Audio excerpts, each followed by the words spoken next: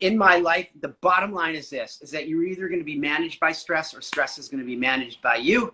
And ultimately, successful people manage stress successfully, and those that don't are managed by those that can. What's the crack to all 1 million followers I have?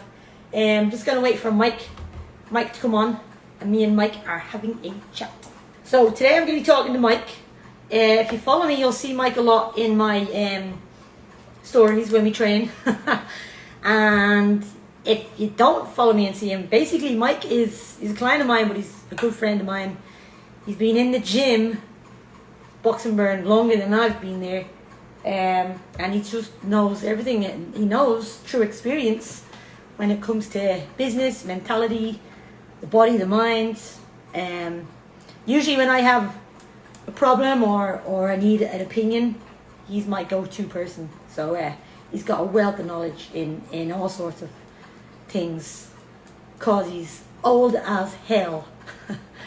Nah, he's been around a long time, and you know. So we'll let Mike get in.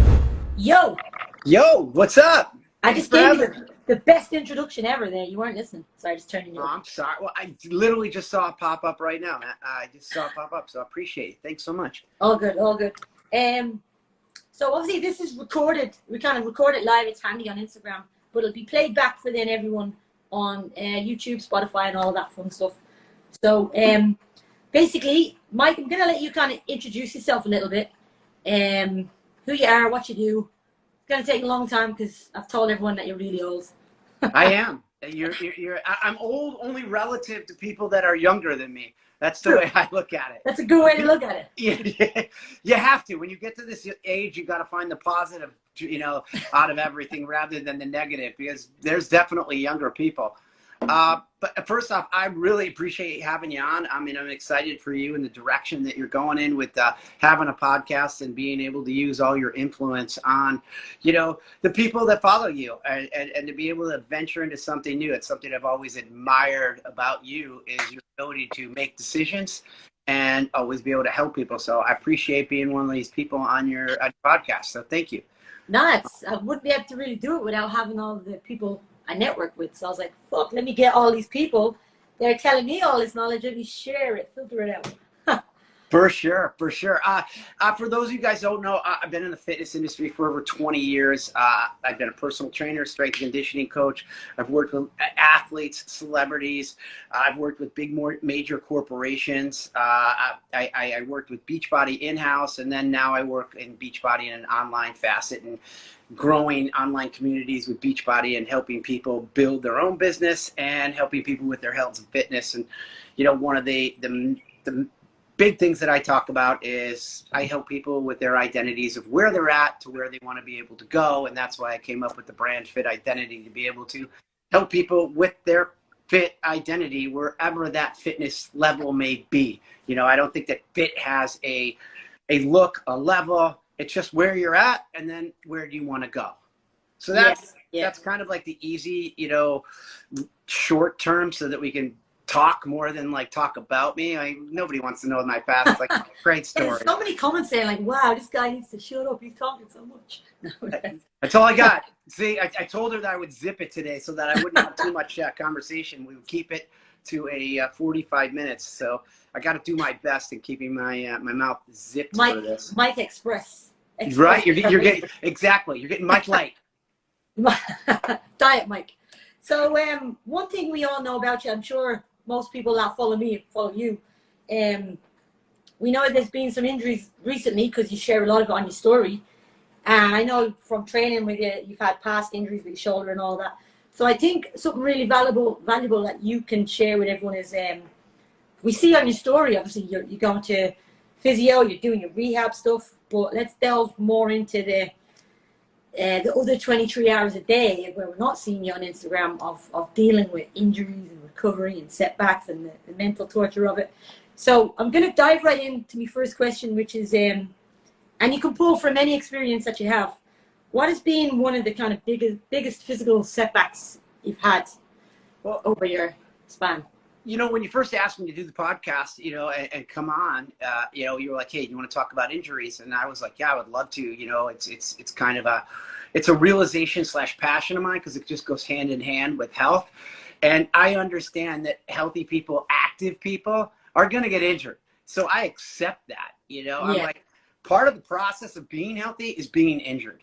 I also kind of, I link that to, less than better choices as, maybe if you smoke or maybe if, you drink, you're predisposed to other things that you possibly could get. Or if you eat horribly, maybe you're more predisposed to gaining weight if you don't eat as well. Well, fit people, unfortunately, we put ourselves in our risk, and that risk is to, look at and accept that we're going to get injured at some point more than likely. So that's where the first thing that I would say is, is accepting that as an active person, injuries are going to happen. Yeah, that's a good way to think about it. You've got not trade-offs, but eat shit, feel shit. Train a lot, probably hurt yourself through the process. Yeah, and that's okay. Injuries are strains. Injuries are incorrect movements. Injuries, are patterns that you develop that you should have been doing better, that you should seek help with. Somebody like yourself, who's a more skilled, expert person in boxing, if you're going to look to box, there's, you're going to open yourself up to more injuries if you're not looking at somebody as skilled as you are, and not only in the sport, but also in being able to communicate the patterns that you are able, that make you an efficient boxer. If not, you open yourself up to a greater range of risk.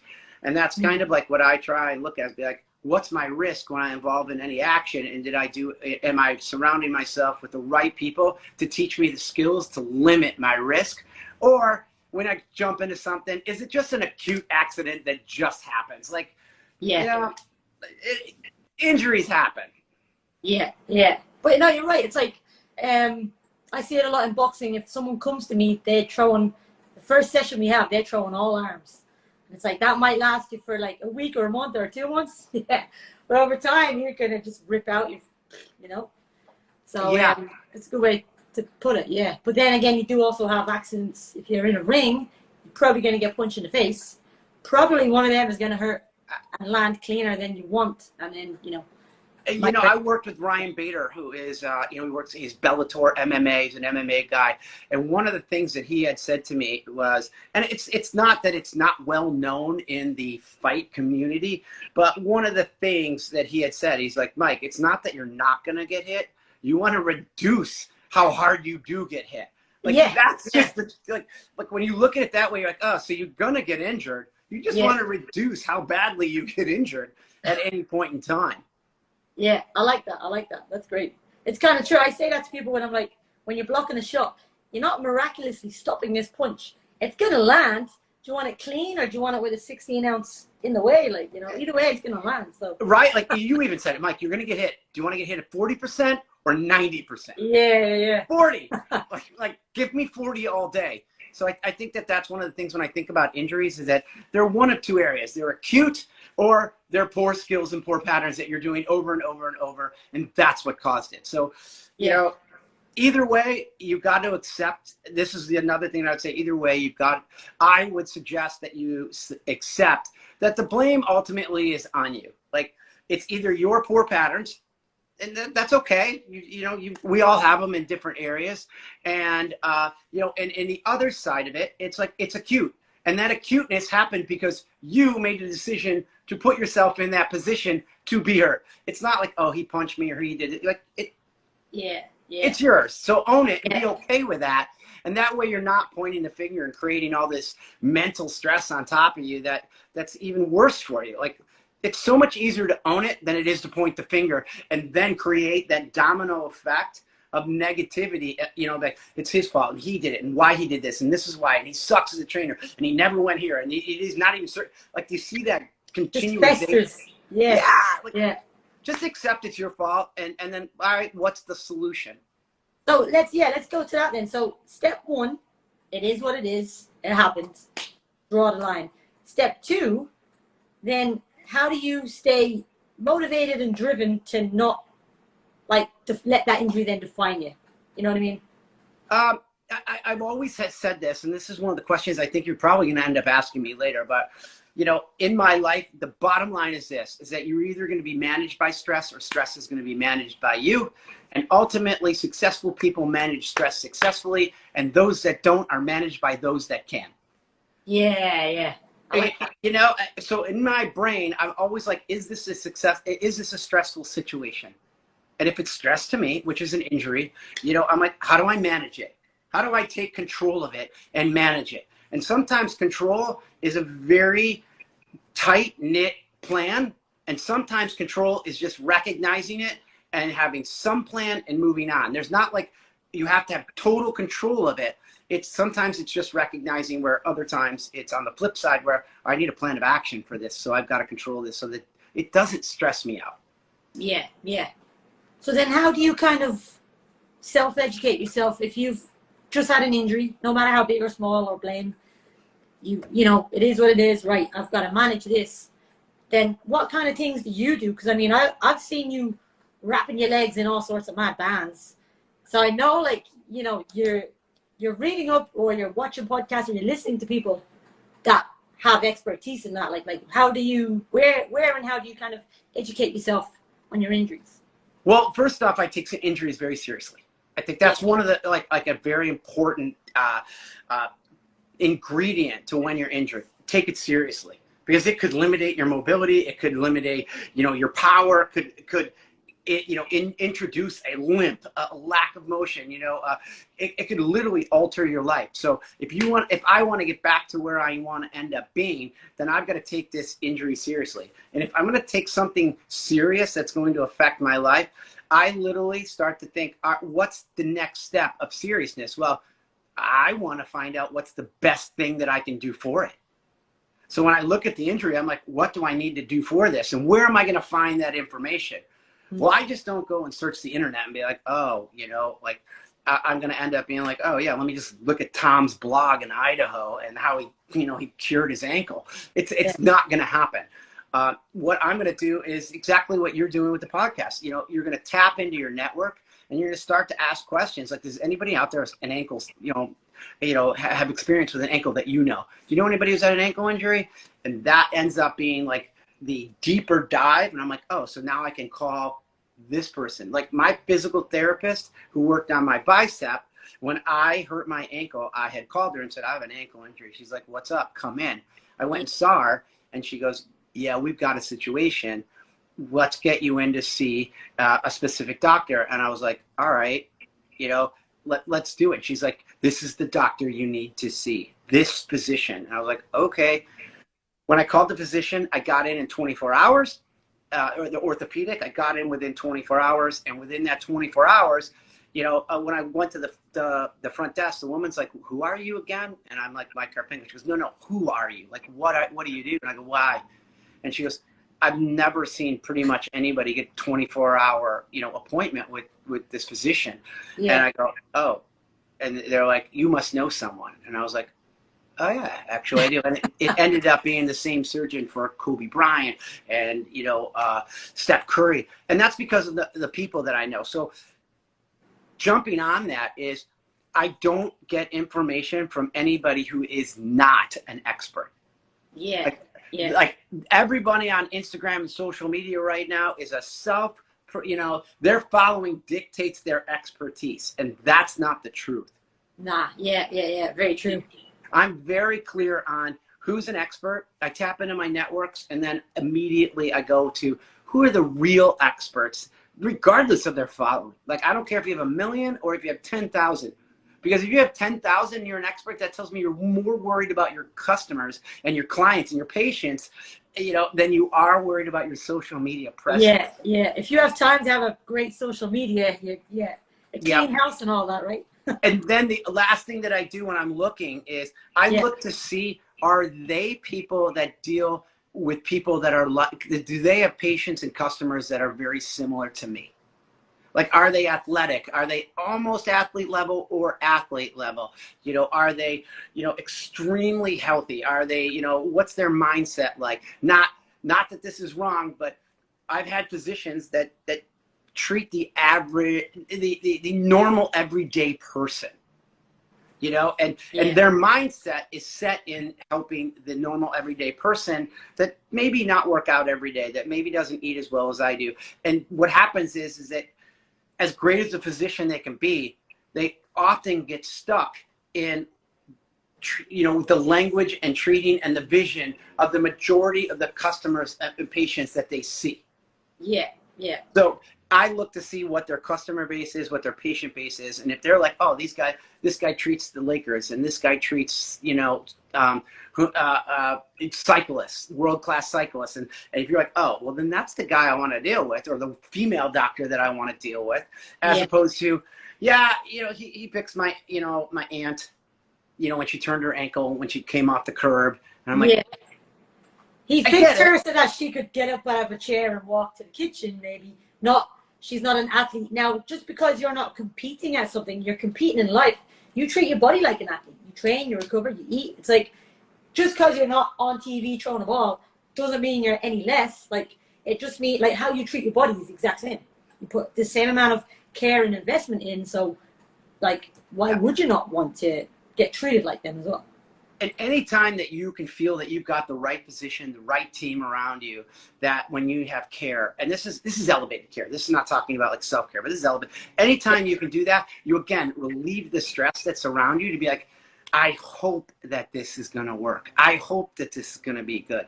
When we did my ankle surgery and my bicep surgery, two different surgeons, I looked at both of them because they told me, well, if there's anything else that's going to be wrong, I'm going to fix it. Are you okay with that? And I just looked at both of them and I was like, listen, you're the best of the best. If you can't fix it, it couldn't get fixed anyway. So what am I worried about? And they're like, wow, that's actually a really good analogy, Mike. And they're like, I appreciate you being at that, you know, that level of confidence with me. I'm like, you're the best. Yeah. I researched it. Like I was given the best. Like, what am I going to say? Nah, I'm going to argue with the best about the best in their skill. Nah, yeah. But it relieves that stress. So that's from a doctor's care. But from a self-care, I look, you know, obviously I'll go and look online and I'll find people who really are experts in their field that work with the same type of people like that are similar to myself. And then what I end up doing is I follow their tutorials and I reach out to them and I let them know, like, I'm not fearful to reach out and be like, hey, I've got an ankle injury. What do you think? And they're like, oh, I got you covered. Like, oh, because to them, it's fun. Remember that. To them, they're like, oh. Yeah. Definitely. So that's how I self-educate. And then trial and error. You know what I mean? I think you understand that with me. The last piece of it is just trial and error for, you know, I see something, if it works, and if I think that I'm going to need it, I'm going to try it, you know, and I'm going to, you know, put it into play, and I'm going to do the reps on it. Rather, it's not one and done. It's, does this work? Is this good? And then I'm going to ask my physical therapist or ask people that I know, what do you think of this thing? How is it working for me? Am I doing it correctly? Like I will try things, but I will give it, you know, it's time. I'll put in the reps with it in order to see if it works. And if it, you know, sometimes things don't work, and that's okay. But don't abandon things. That's what I'll say. Yeah. So then to touch on that then, right? I have a couple of questions off that. So you've got your injury, you've got your surgery, you've got the best team around you, but then you're at home alone. What makes you, like, it's been 2 weeks and obviously you're like, all right, you know, the not the self-doubt, but the like, I'm sick of this has to creep in. Like, how do you stay like kind of driven and not let yourself get deep into ruts of like, let me just sit on the couch and eat potato chips for the rest of my life? Yeah, I think there's very few people that don't get into a rut. Mm-hmm. You know, I think that's the first thing, is to recognize that there are very few people that do not, and that it's going to happen, and it's okay. Yeah. It's not okay to stay in the rut, but it's okay to be in a rut, and it's part of the healing process, and it's part of the injury process, because you know what? It sucks sitting on a couch. It sucks having a cast on. It sucks being in crutches. It sucks when it's hot out and you've got a cast on. It sucks not being able to walk downstairs. You know, it sucks not being able to do your day-to-day activities, not being able to shower, not having friends come over. Like, you can just get the list out that it sucks. It sucks. Like, nobody wants to come over and hang out with you while you're sitting, you know, and being like, come on over. Oh, yeah, and could you serve me while you're at it? Because I just want, you know, you're like, hey, I really would love you to come over and watch My the drinks fight get with me." cold. Do you mind? Right, like if you're anything like me, you're like, I'll get it anyways, and they're like, no, sit down. But nobody wants to be like, top 10 fun things to do this weekend. Go see Mike in a cast while he sits in his house, and I have to go get him food and his drinks, and like, yeah, that's the most fun ever. So I would say recognize that you're going to go through that, and that it's going to happen, and that it's okay. I would definitely say, that you got to lean outward instead of lean inward. You've got to find some friends. You've got to make the calls. You can't be sitting there with the pity party mentality. Again, is this managing you, or are you managing it? You can't be sitting there going, well, they never called and they don't care, and they don't. Just pick the phone up. Like, start FaceTiming your friends. Like what an incredible, like, with change comes opportunity. And what a great position to be in, to be like, this is an opportunity to call my dad more often. This is an opportunity to talk to my nephews more often, or build my friendships, or, whatever it may be. It's an opportunity. Or pour into my business, more of an opportunity.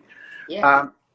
Because most of us part are of it. busy, So it's like you wish you had time to sit down and, have no distractions. Well, there you go. You're on your couch, broken leg. You've no distractions. yeah. Get busy on the things you wish you had more time for. And accept that here's a question: when you get injured, accept that there's a healing process. Like, injuries don't heal overnight. You're not like, oh, I'm going to be, my foot's going to be up and then I'm going to be fine tomorrow and I'm going to go run. I think that's something that I really take to heart, is this: just because you're able to do something doesn't mean you're healed. Yeah. I'm like, I can walk to the gym to see you. Just because I can walk there doesn't mean I should be boxing. Yeah. So I think that when you say to yourself, I have an ankle injury, it's not how soon can I walk? How soon can I get my joints back to the place that I'm not going to hurt it long term? Because in the big picture of everything, the truth is, like, so what if I sit out an extra week? Yeah. Really, I'm 52 years old. Do you think 1 week in my year of being 52 is that big of a deal? Or even 4 months, 6 months? Is it really that big of a deal? Yeah. It's not, but when you're in it, it could very easily, of course, it seems like the longest. Yeah. I just have, I literally have an attitude. Is it managing you, or are you managing it? That's the number one thing. And then accepting that, all right, what's the time frame? Which means I need to understand how quickly this could heal, or not how quickly, but just what's the time frame?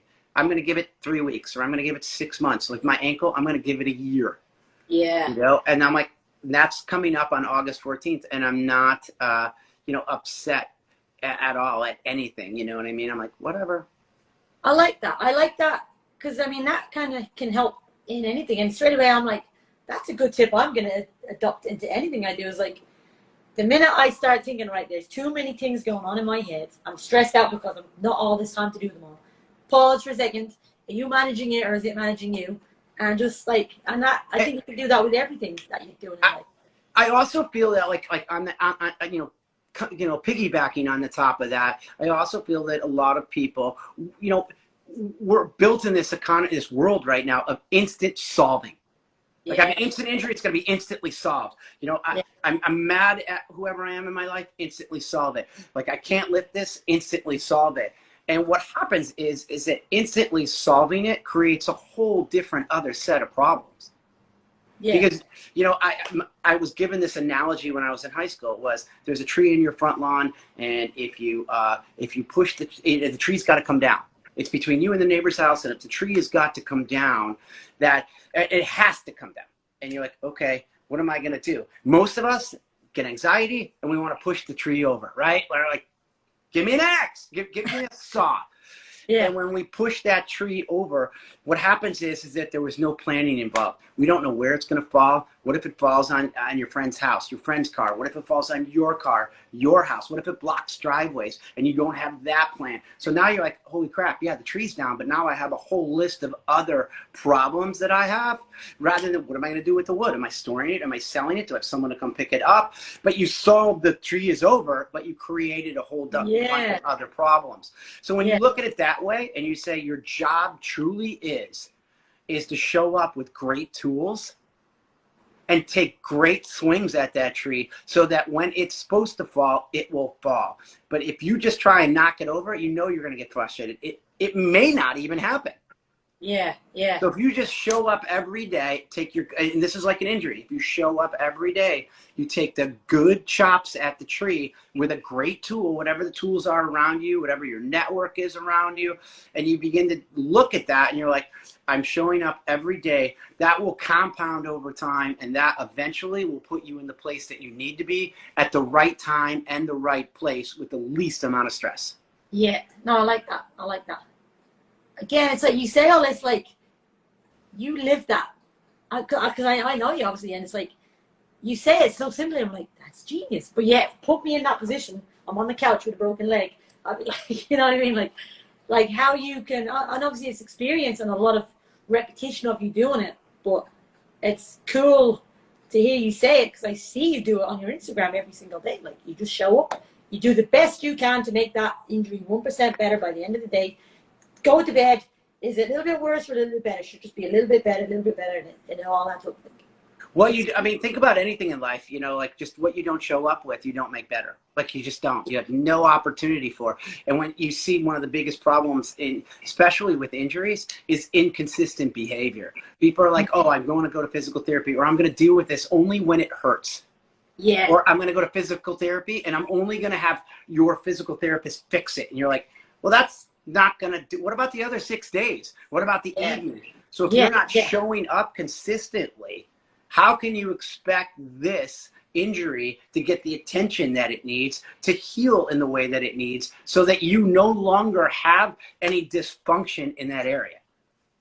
Can we talk about then, because you see, like I'll see people, they'll get an injury, and whether it be their foot, their hand, their shoulder, their face, it's like they abandon all fitness goals and they cannot train anything. So I mean, if your foot is, I know your ankle's at you, and I would say, yeah, you probably shouldn't be running or jumping on it, but yet we see you still training every day, or you're on your schedule. What's your kind of advice or approach for those that are injured, probably not like they don't work in the industry like us, so they're injured and now they think, I have to sit down, forget all my goals, I'll just eat shit for the next few weeks. What would you kind of advise to those types of people? Well, I mean, it's a pain issue, basically. People run away from pain. They're like, well, if I can't work out, then I'm just going to, do shitty stuff all over here. I'm just going to do whatever I want. It's like, if I can't do this, then, I'm going to do everything wrong. Yeah, it's almost like go out of your way to do everything wrong. And to remind that that's an instance in it. Like when I look at that as an instance in the day rather than my entire day. So like if I miss breakfast, I don't say, all right, therefore I'm going to miss lunch and therefore I'm going to miss dinner. Or since I missed breakfast, I'm going to end up eating, 4,000 calories and getting drunk at night because I missed breakfast. I just missed breakfast. It's correctable. Yeah. It's not permanent. And I think that that's one of those things. And I think that when people do that, they look for, their ability to run away from what they need to do rather than run towards what they need to do. And running towards what you need to do is saying, hey, if I can't, then what can I control? And what can I control? I can control my nutrition. I can control my alcohol intake. I can control my mindset. I can journal. I can dump it all. I can get it off my plate rather than, being like, well, if I can't work out, well, then my life sucks. But it doesn't, and that's a piece of being like, do you want to get into, that type of level of saying, hey, you can always just look for what you're grateful for. Gratitude will get you out of anything. And the best way to get out of a negative spiral when injured, literally do something for somebody else and expect no return. Yeah, I like that. Yeah, yeah. Trust me, there are people out there that need something. Random different places, yeah. Literally, you're going to go, oh, like I have this ability to do something, from an app, and I can just do it in seconds, and change somebody's life. And, you can do anything, buy somebody lunch, buy somebody a coffee, send a card. Like you do anything to make somebody's day better, you're going to get out of your hole because you're going to realize you have that power. Yeah, yeah. And even though it's like you did it for no return, like you get the biggest return, like in your insights. Yeah. And also with an injury, if you can't work out, do the small things, the things that you hate, those little physical therapy things where you're like, oh, I've got to do this. Yeah, you do. Yeah. Like You can that's do your it. workout now. I think Yeah, that yeah. maybe that's the thing. It's like, what is your workout now? And if you can't work out due to a bigger injury, well, then your workout is your rest and recovery because your body's in trauma. Accept that. Your body's got to heal. Yeah. I like that you can still control, because like everyone, like I hear it all the time, like, and even myself, I would immediately think this, like, a few years ago, it's like, if I'm injured, I can't train, which means I can no longer burn calories, which means I'm going to gain a ton of weight. It's like, no, like, if anything, training makes me hungrier. So if I'm not training, I won't be as hungry. I can control my nutrition. I can control the calories coming in. And like you said, your body's probably in a permanent level of stress and trauma anyway with training and moving around all day. So it can actually probably be a very positive thing. And I think that I would like to also say that, I'm sure that there's a group out there that is like, like I can't relate. He's fit. He does, like he's the fit guy. I get it. He's genetically gifted and like, he's just that guy. Like I'm not him. Therefore it's not going to be like that for me. But what I would say to that is that if you are injured and if you are going through this, it's just you developing new patterns to become fit and to become healthier. And the problem, the struggle and the obstacle that they're currently having, if this is you out there right now, what you're having right now is that the patterns aren't in place for you to be fit and healthier. So when you're going through this is an excellent time for you to work on the patterns that you'll subconsciously do once you've done enough reps with these patterns, because you've already doing enough reps, doing crap. Yeah. And that's the hard hurdle. And you're like, gosh, how is he always fit? Like, I'm only fit because I've done so many reps doing it. I only eat that way because I've done so many reps. I only manage stress because I've done so many reps. Not because I like woke up one morning, I'm like genetically gifted, to eat lettuce. Like, it's just not what happened. Yeah. I kind of noticed that lately because the last 2 years I've been really putting a lot of time and energy into like I call it, like upgrading my mindset. And I mean, because I've spoken to you a couple of times, and it's like if something really heavy is about to stress me out, it'll shoot me back down to my old mentality. And I literally, like you said, I have to spend 5-10 minutes just repping, doing those reps of right, okay, hold on, like control this before it controls you and stuff like that. So I've noticed over the last 2 years, it takes less and less energy to recognize this big stress ball about to hit me. And it's easier and shorter to take it in and figure it out. You know what I mean? Sure. It's the reps that you've done, the patterning. So it's easier to do the patterns that you ultimately want to do, to have the identity that you ultimately want to have. And, but you got to put in the reps, those patterns to create. Everyone's like, oh, how do you create a new pattern? Well, you can't lay a pattern on top of a pattern because an old pattern is thick and bold. You have to interrupt it. And there's a process to it. But basically, you've got to have new patterns and you got to put in the reps. So what would be like, okay, here's 2 questions for you. Sure. What was the best piece of advice you ever got? I'm going to narrow this down because, I mean, you've got so much great advice. What's the best piece of advice you ever got from like a physical trainer or a coach, whether it be off an old team or PE in school, to do with like dealing with injuries and like getting stronger in your body physically? Well, the best piece of advice I ever got from a trainer, period, is drill will create a skill. Like that, that's the number one thing, which means do the small things to get to the big thing. And I don't think enough people want to drill. They just want to know the skill. Like people just want to come in and they want to box. Let's box. And you're like, well, you just want to hit mitts is what you're saying. Yeah, I don't care if I do it right, and then they get injured and then they don't come back, or they hurt their shoulder or their elbow. So I would say the best piece of advice I've ever gotten, and that's from Carl Pauly, was freestyle. He gave me, to drill to create a skill. And I think that that's also probably the best advice that I have with injuries is going back into the little small drills. Yeah. That will create the skills for me to go forward, because maybe I lost a skill. How do I get that skill back? Because I'm in a new position. So that's what I would say is the best piece of advice I've ever gotten is have the patience to do the drill work, and then you'll eventually have the skill. And that totally relates to like the injury, because if you've hurt your ankle, you don't have the mobility that you used to have, or it's just gotten super stiff. But if you do your little tiny drill work of like flex, extend, you're gonna get that mobility back. You're not just gonna wake up and be fixed and be like, boom, 360 range on this ankle. Like, yeah. Right. And you'll build up that strength. You'll build up that skill. You'll build up that neuromuscular patterning where you're like, oh, my ankle automatically moves like this now. I don't have to force it to move like that because of the drill work that I was doing to get it to flow again. So that's what I would say is best for sure. And what was the second? I forgot. What was the second part of that question? So the second part of that would be what advice would you give to someone that is on a similar path to you? Let's say they're either in the middle of an injury and they're sick and tired and can't really see the light, or they've just got an injury. They love to go to gym, and now they're like, what do I do now? We'll get to the root of why the injury happened. Is it acute, or was it a pattern? Like why did it happen? And then what do you really need to do to correct it, to go back to the lifestyle that you want to be able to have? Like you need to know the end goal so that you can reverse engineer it. I mean, if your goal is just to release pain, well, your ankle might not move as well, but you don't have pain. Yeah. So what I would strongly suggest people to do is get to the root of why it happened. And once you understand that, then you need to have a very solid plan that you are consistent at to do the reps. And you can't not show up.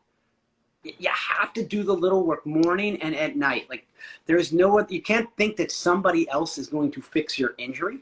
That's another one. Like the physical therapist isn't going to fix you. They're going to work on you and give you the tools that you need to go home and do the homework on. Yeah. You can't just show up and be like, here's my ankle for an hour and then leave. Yeah. What the doctor did or surgeon does is they repair you. They don't fix you. They repaired what was a dysfunction, and then they give you to a physical therapist who helps you work on that. But then you've got to go home and do the homework. Yeah. You never passed. Think about it. You never passed any grade in school if you didn't do your homework. It's the same thing with an injury. I feel like there's a massive, because it's kind of like warm-ups. I see this in the gym. It's like people skip the warm-up because it's boring or something. So it's like, let's say they've had the surgery, they've gone to the physio. Physio's like, you do these 10 things every day, you will be this much further forward. But it's like impossible. Like people go home like, nah, what is that gap? Like why do people just not want to do those little tiny? Because it's painful for them. As humans, it's painful. It's painful for them to do little small things. And they don't get, in these days, people think that other people are going to solve their problems rather than solving their problems on their own.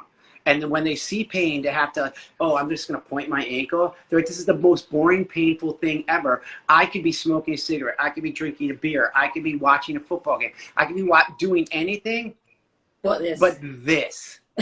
And they're not willing to put in the work.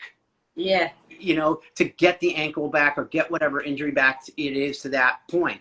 And the work that they need to do is now their workout. A shift in mindset to go, I can no longer do lunges and, and box and anything. I can only do this. I can swipe it back and forth, and I can do this, and I can do raises. That's your workout now. Those are the cards you're dealt.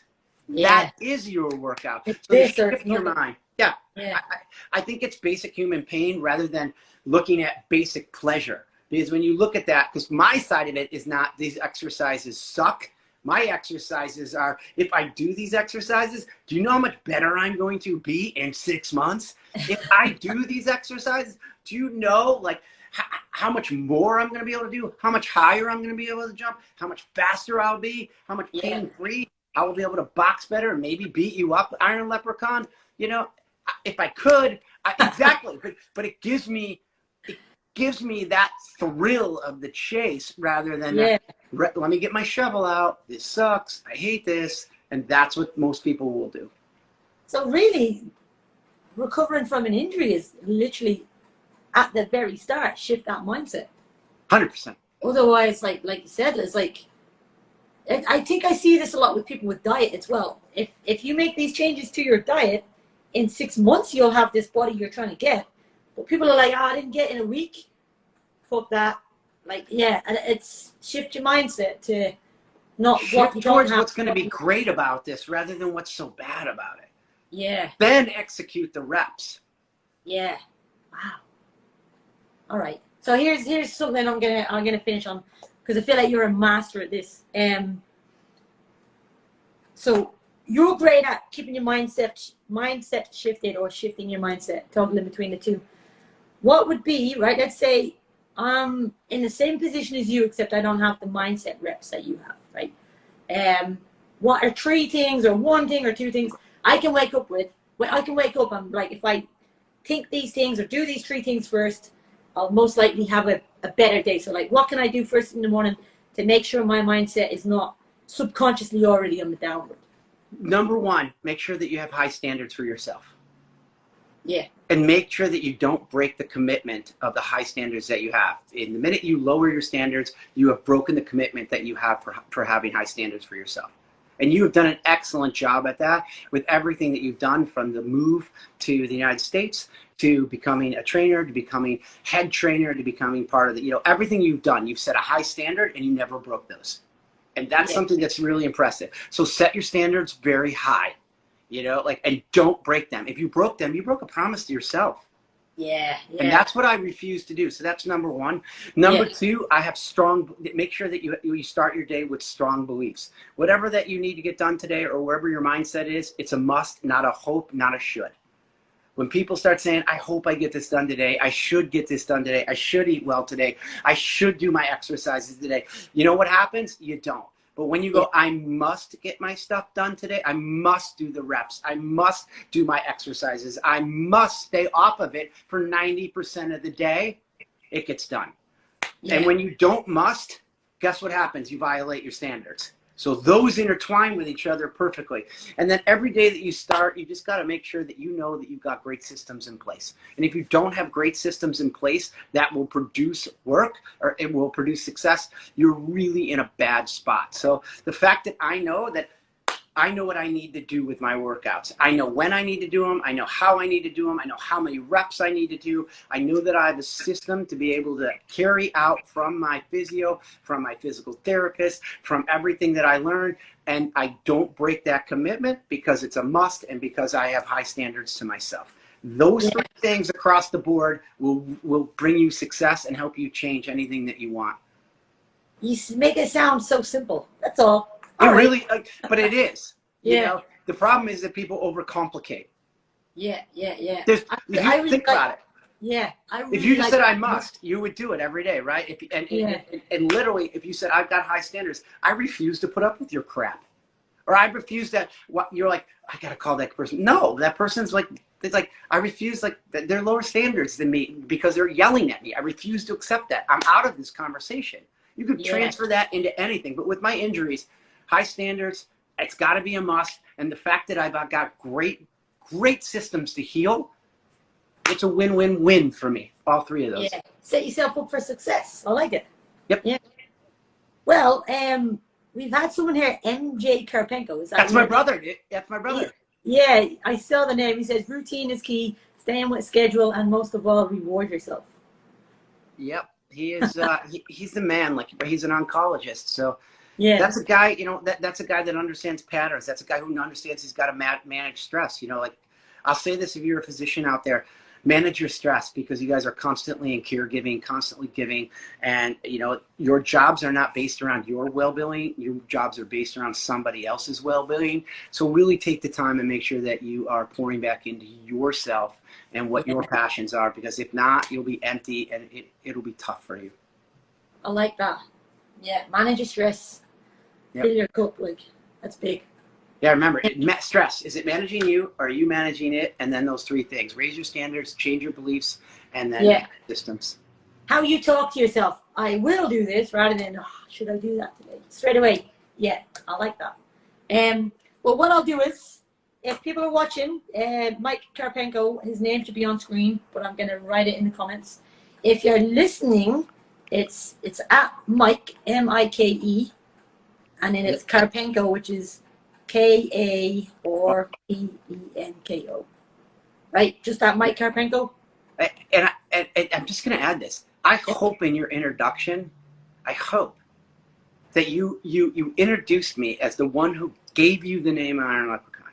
Yeah, Mike, I will confirm this. Mike gave me the nickname Iron Leprechaun. Yeah, it's all his. I did.